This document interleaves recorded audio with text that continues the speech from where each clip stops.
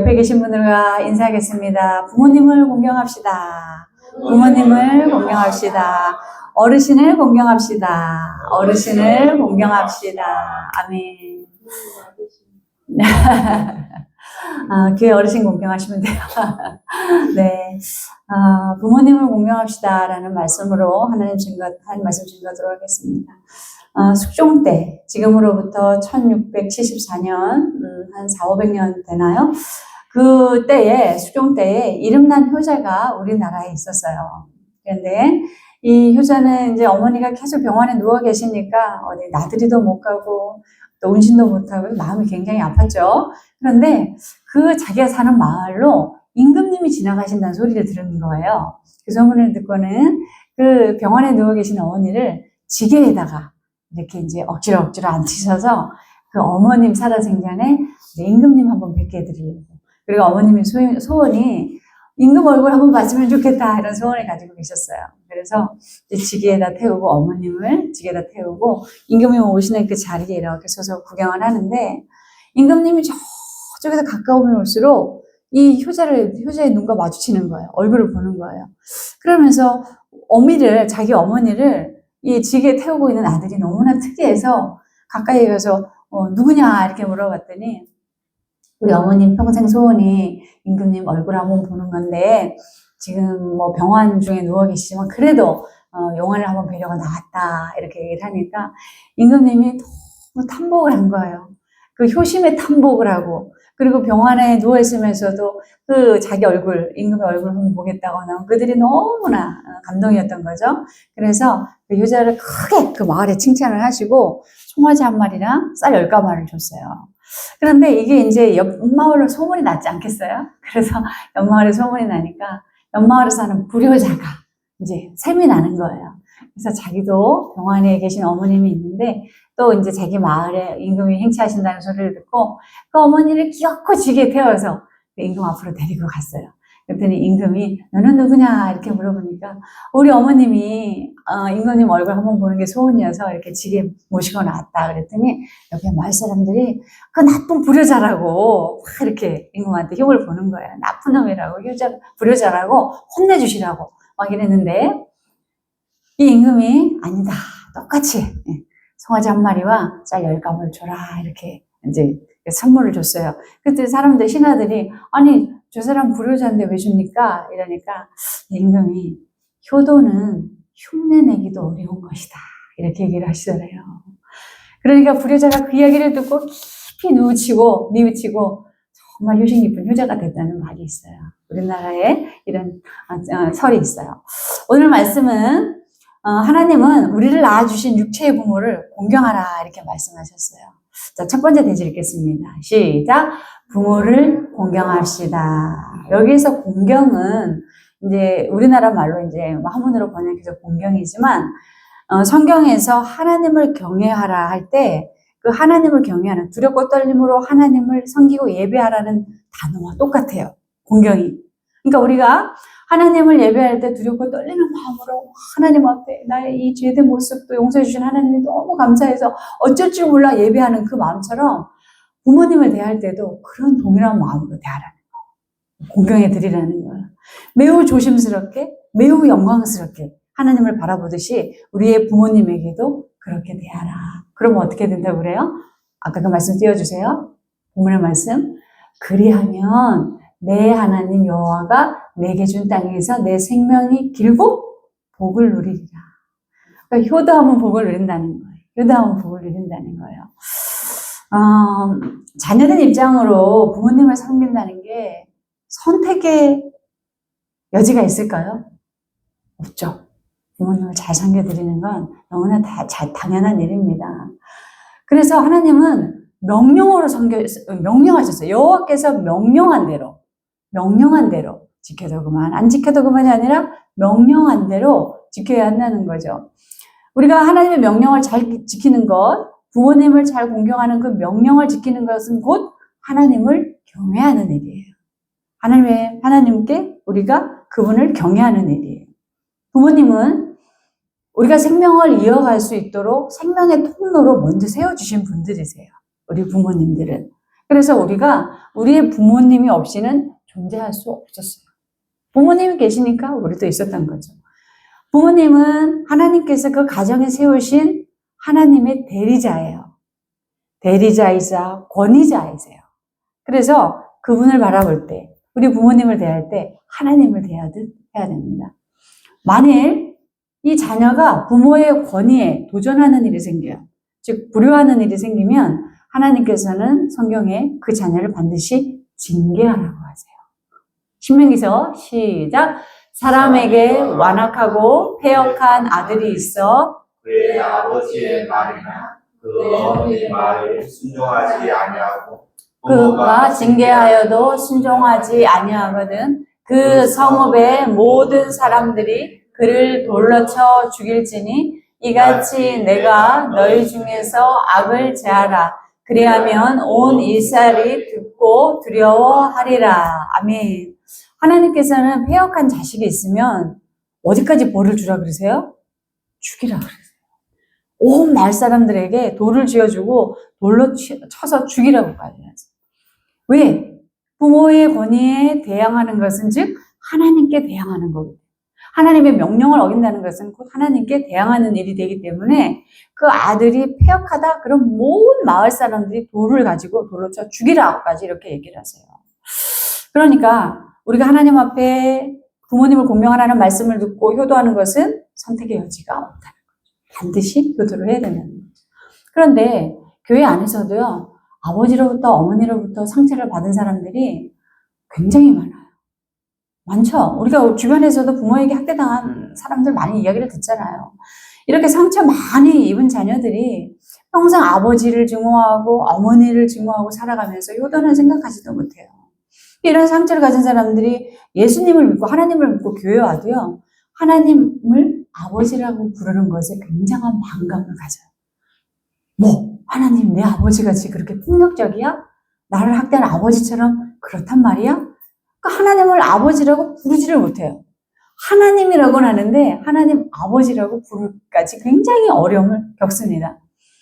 그러나 우리가 뽑은 대통령이 내가 원하는 대통령이든 내가 원하지 않은 대통령이든 그분이 일단 세워지면 우리가 그 권위에 도전하지 않죠. 그 권위를 인정하고 대통령으로 섬기고 인정하듯이 우리의 부모님이 능력이 있든 무능하든 장애가 있든 없든 그리고 우리를 어떤 식으로 대했든 꼭 사랑을 받지 못했다 할지라도 하나님의 백성이라면 반드시 부모님을 공경해야 합니다. 그것이 하나님의 명령이기 때문에 그래요. 부모 공경은 하나님의 명령이고 우리가 아까 말씀드렸던 것처럼 결심하고 명령을 지키면 내게 준 땅에서 내 생명이 길고 복을 얻으리라 이렇게 얘기하셨어요. 어떤 아들이 아버지에 대한 트라우마가 너무 심해서 여기 자리에 앉아서 목사님이 설교할 때마다 하나님 아버지 그러면 아버지라는 소리 때문에 막 토할 것 같은 거예요. 트라우마가 너무 심해서. 그러니까 몇 번을 설교 중에 뛰쳐나가고 나가서 토하고 들어오고 또 몇 번을 그렇게 듣지 못해서 힘들어하는데 어느 날부터 하나님께서 그 마음에 아버지를 공경하라. 공경하라. 이게 들려요. 그 음성이. 이러면서 나는 네 아버지를 네가 사랑하라고 얘기하지 않았다. 공경하라. 이러더래요. 이해가 안 되는 거죠. 내 아버지는 나를 학대했는데 나는 평생 그 트라우마 속에 살아가고 내가 낳은 자식에게도 아버지에 대한 트라우마 때문에 내가 이 아이들에게 좋은 아버지가 될 수 있을까? 이런 상처 속에 살아가는데 어떻게 하나님은 나에게 계속해서 아버지를 공경하라, 공경하라 이렇게 말씀하셔요. 굉장한 반감을 가지고 계속 예배 출석했어요. 그런데 계속 그런 음성이 들리니까 결심을 한 거예요. 그래, 내가 하나님이 이렇게 공경하라고 하니까 내가 결심하고 아버지를 용서해보자. 그리고 아버지에게 찾아가보자. 찾아갔어요. 그런데 아버지가 그 아들을 보자마자 내가 잘못했다고 아버지가 확 펑펑 울면서 아들을 안아줍니다.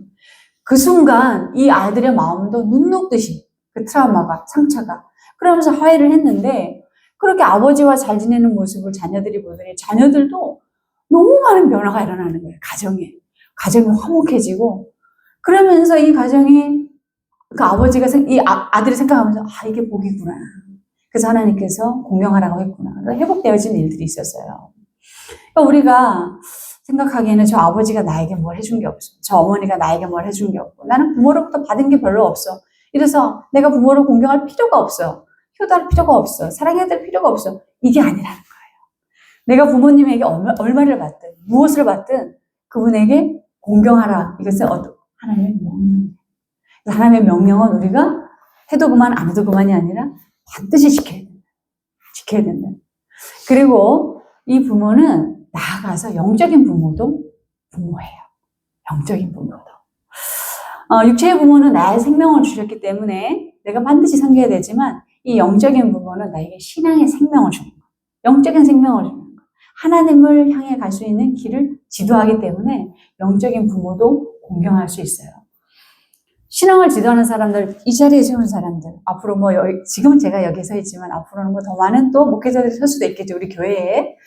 그런 신앙을 지도하는 이 하나님의 대리자들도 하나님께서 영적인 부모들로 세웠기 때문에 공경받는 대상에 포함이 돼요. 그런데 큰 교회를 보면은 좀 이제 이 부사역자들이 좀 어려요. 전도사님들이 나이가 많이 어리죠. 막 권사님들 장로님보다 나이가 어리잖아요. 그러면 장로님들이 막 반말하고 좀 이렇게 무시하고 담임 목사님의 연륜에 비해서 많이 이렇게 좀 떨어지잖아요. 그러니까 차별하는 경우들도 있어요. 그러나 하나님은 그걸 원치 않는다는 거예요. 하나님께서는 나이가 어리든 어떤 사람이든 이곳에 하나님의 영적인 지도자들로 세워주셨으면 하나님께서 공경하라고 말씀하셨고, 만약에 그 공경이 없다 그러면 그 사람에게 복이 임하지 않을 수도 있어요. 히브리서를 보시면 시작. 여러분의 지도자들의 말을 고지 듣고 그들에게 복종하십시오. 그들은 여러분의 영혼을 지키는 사람들이요 이 일을 장차 하나님께 보고 드릴 사람들입니다. 그러므로 여러분은 그들이 기쁜 마음으로 이 일을 하게 하고 탄식하면서 하지 않게 해주십시오. 그들이 탄식하면서 일하는 것은 여러분에게 유익이 되지 못합니다. 아멘. 그러니까 제가 우리 성도님들에게 말씀을 전할 때 생명의 양식을 전해드리는 거잖아요. 하나님을 대리해서. 그리고 또 여러분들을 대신해서 하나님 앞에 아무래도 더 기도하겠죠.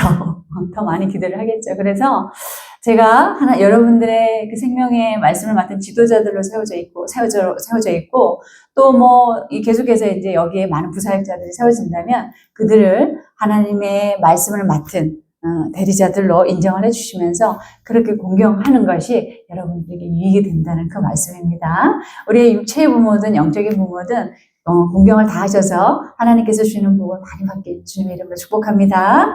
두 번째 대지 읽겠습니다. 시작. 부모님께 청종하십시오.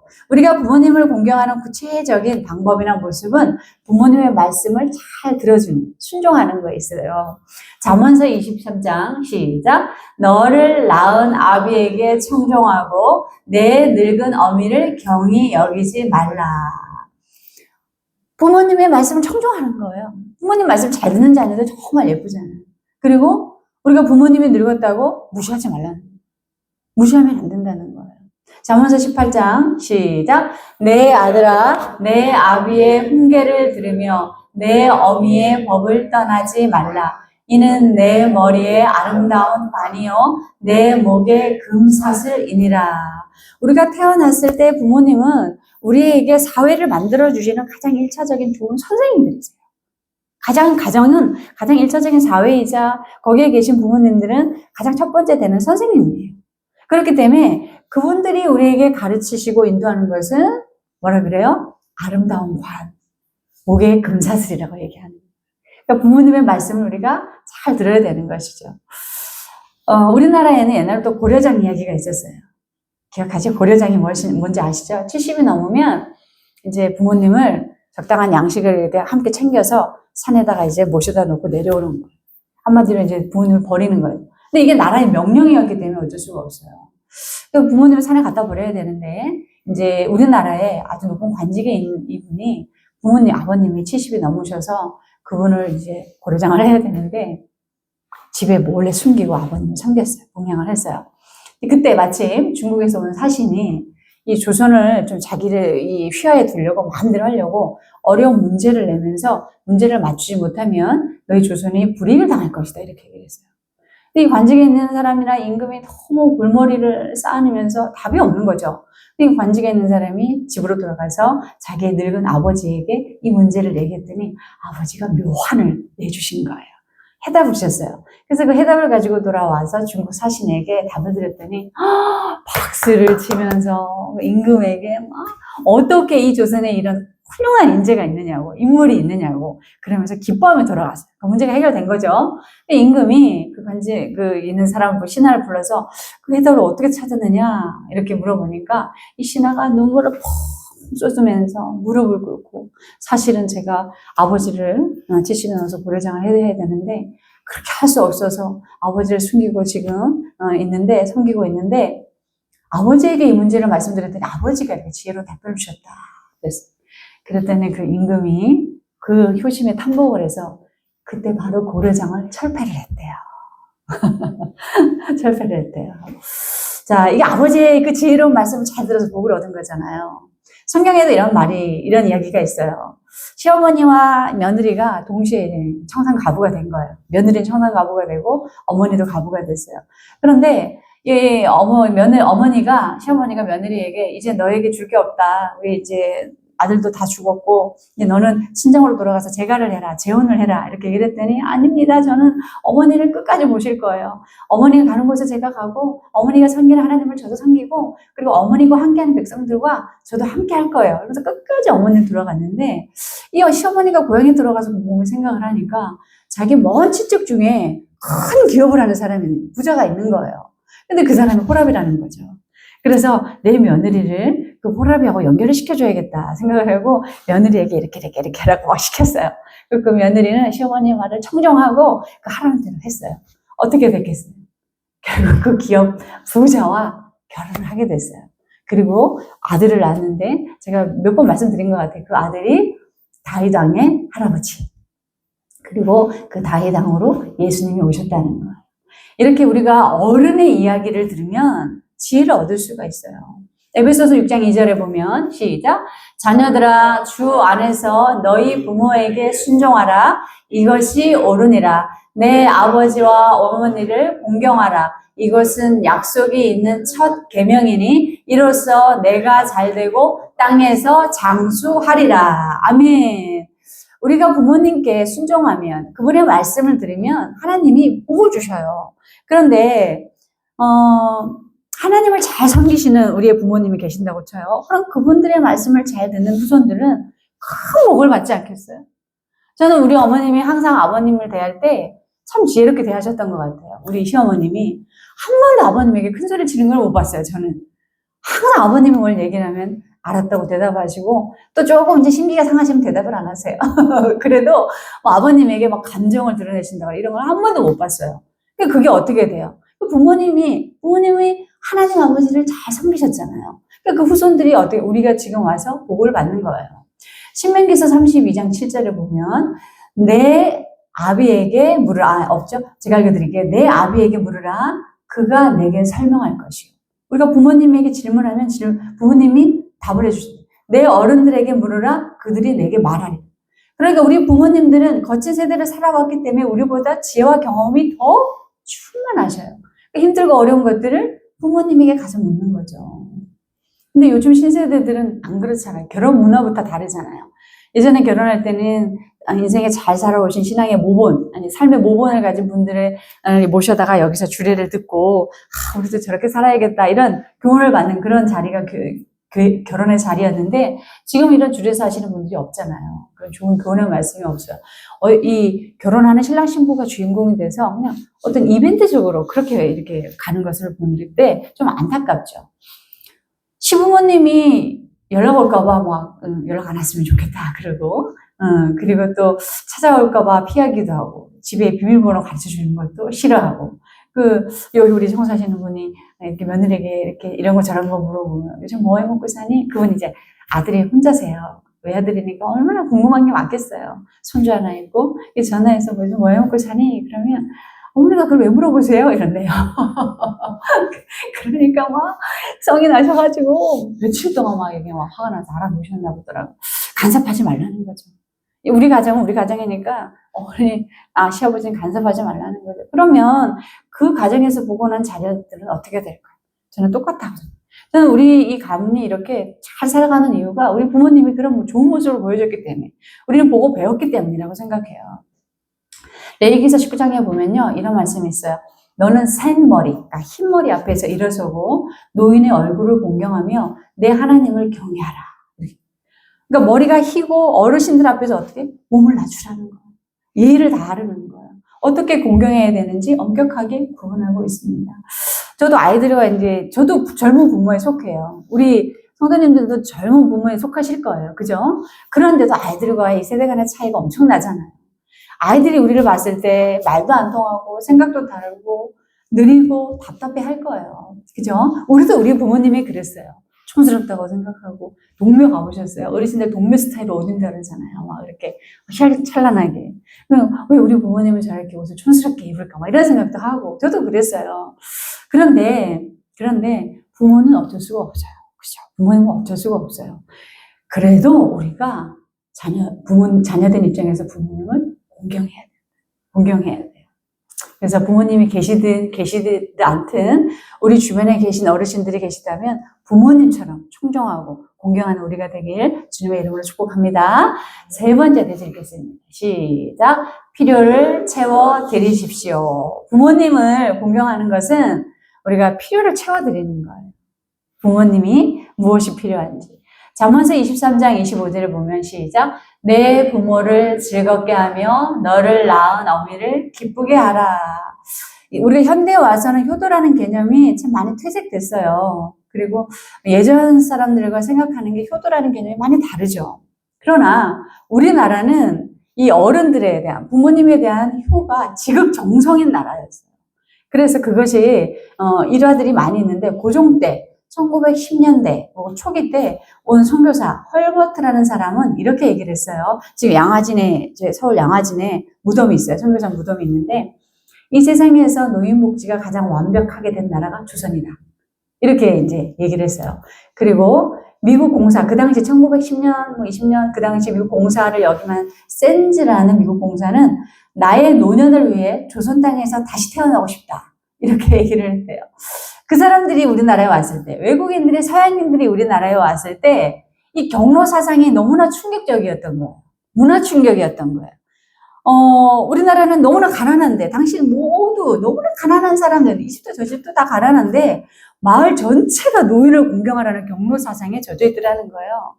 그래서 자기들은 못 먹어도 부모님들에게 식사를 해드리기 위해서, 섬겨드리기 위해서 그렇게 노력하고, 그리고 이제 일을 마치고 이렇게 선교사 공부로 돌아갈 때, 가난한 집인데도 하하호 소리가 끊이지 않아서 이렇게 들어보면, 이 아들이 부모님을 즐겁게 해드리려고 이런저런 이야기가 그 담 밖으로 넘어오는 이런 것들을 보고 이런 이야기를 기록을 한 거예요.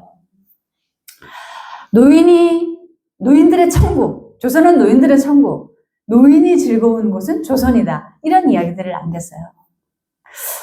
저는 이제 개인적으로 올 어버이휴일이 되면 설교하는 게, 이렇게 설교를 준비하는 게 좀 이렇게 탁탁 걸리는 게 있어요. 저는 이제 부모님이 너무 일찍 돌아가셨지. 철들기도 전에 돌아가셨기 때문에, 손을 잡고 나들이를 가본 적도 한 번도 없고, 어머님이 이제 암으로 계속 누워 계셨기 때문에 한 번도 없고, 맛집에 가본 일도 없고, 제가 음식을 한번 이렇게 만들어 드린 일도 한 번도 없어요.